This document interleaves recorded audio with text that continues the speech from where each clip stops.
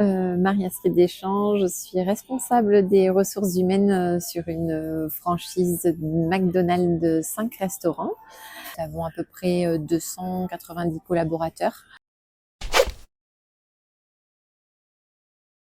L'esprit humain et je dirais presque même un esprit familial, puisque nous essayons d'être très disponibles pour l'ensemble de nos collaborateurs et surtout d'être à l'écoute.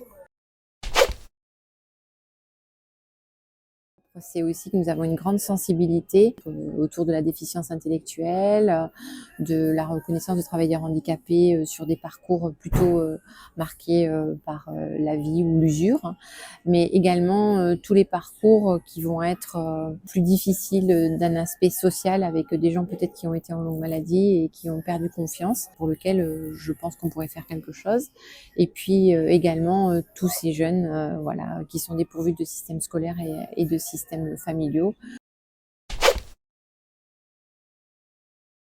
Nous avons eu Madame Virginie Desseux qui a osé frapper à notre porte, nous demandant si nous pouvions accueillir Marie pour un stage, tout simplement, dans un premier temps. On a expliqué que c'était difficile parce qu'en fait, on était sur la création d'une nouvelle équipe, donc avec 90% de nouveaux collaborateurs. Donc, il était difficile de prendre du temps pour bien accompagner Marie. Et on lui a proposé en fait de revenir pour pouvoir essayer de mettre à bien un projet autour des stages de Marie. On a pris le temps de construire avec beaucoup d'échanges entre la famille, l'association Trisomie 21, nos collaborateurs, surtout notre directeur Monsieur Bali, et puis moi-même, de façon à essayer d'étudier ce qui pouvait être le mieux dans l'entreprise. Donc l'accompagnement aussi qu'on a pu avoir avec les parents à plusieurs reprises, et que tout se fasse naturellement, bien sûr avec le relais de Virginie, qui a été d'un énorme soutien, aussi bien pour Marie, pour les parents aussi, et puis pour nous. On a commencé par étudier les différentes tâches que Marie serait susceptible de pouvoir réaliser. On l'a formée, donc on a réécrit des process pour qu'elle puisse apprendre. On a aussi redescendu en fait les stocks. Le deuxième temps, c'est qu'en fait on a étudié à plusieurs reprises les différents moments sur lesquels on pouvait la faire travailler. En fait, on est arrivé petit à petit. Si l'on veut que ce soit une réussite, voilà, il faut absolument mettre tout en œuvre.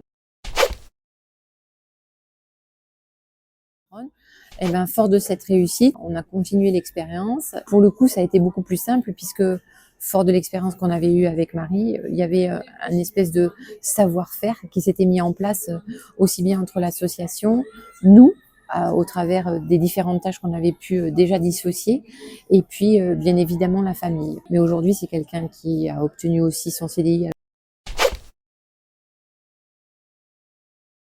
Le fait d'être passé à l'action, il y a une espèce de solidarité, d'accompagnement bienveillant. On se rend compte à quel point ces personnes-là font partie de l'équipe. Finalement, l'inclusion est totalement réussie. Et quand on tend la main à ces gens dans le milieu ordinaire, c'est quelque chose qui fonctionne. Parce qu'on a eu des retours de la part de clients qui ont été assez surpris. On a été vraiment salués sur cette action. Le propre d'une réussite, c'est qu'elle soit collective et de savoir bien s'entourer. On a un relais maintenant. C'est un partenariat qu'on doit vraiment suivre et absolument pas laisser de côté. Je dirais à tous mes pairs, écoutez, si vous n'osez pas, j'espère que ce témoignage vous donnera envie d'essayer.